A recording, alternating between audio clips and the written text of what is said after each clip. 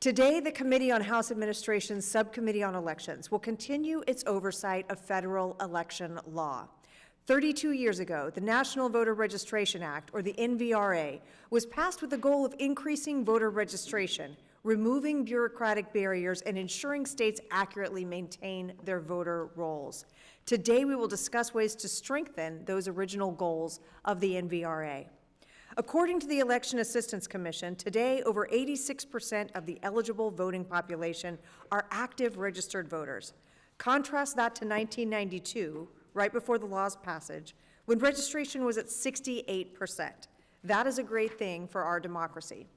As a former Secretary of State, I believe it is incumbent on us as policymakers to continuously seek feedback from elections officials on the ground about what works, what can be improved, and how changes in technology and resources affect elections administration. Throughout my time as Florida's Secretary of State and as a member of Congress, I have had many of those discussions, including with other Secretaries of State and local elections officials. This hearing will examine opportunities to update the NVRA to strengthen voter confidence in our election laws and improve election administration.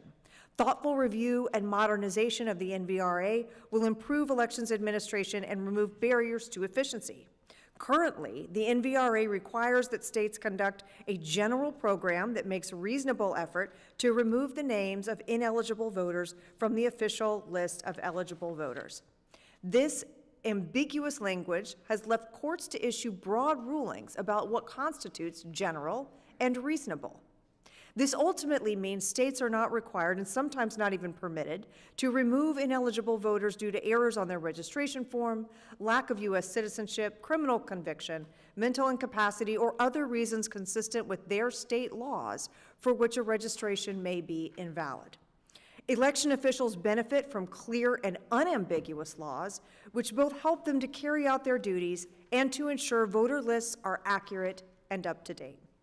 We have had witnesses testify in this very room about how the NVRA's language actually prevents election officials from conducting robust list maintenance in the manner they think appropriate.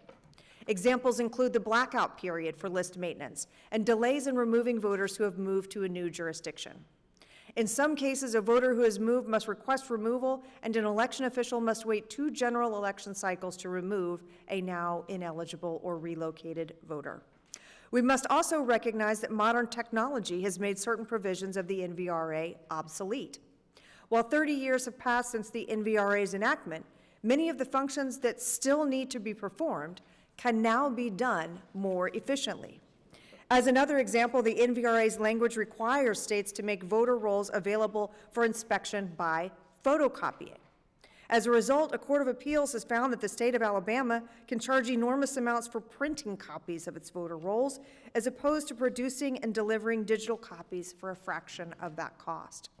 This is another example of how evolving technology has highlighted the need for updating the NVRA to better reflect the practical realities of today.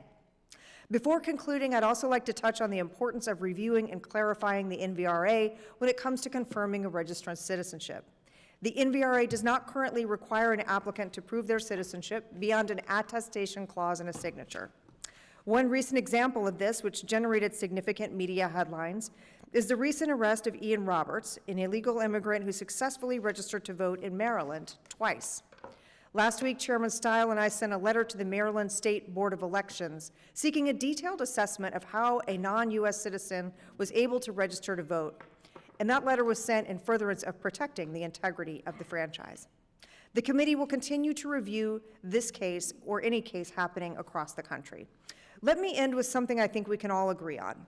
Improving the administration of our elections and ensuring voters' voices remain heard should be central to all of these discussions. Elections officials on the ground need access to the right tools and clear direction in order to do this. I look forward to further discussing ways to improve our system to bolster election integrity and efficiency across the country.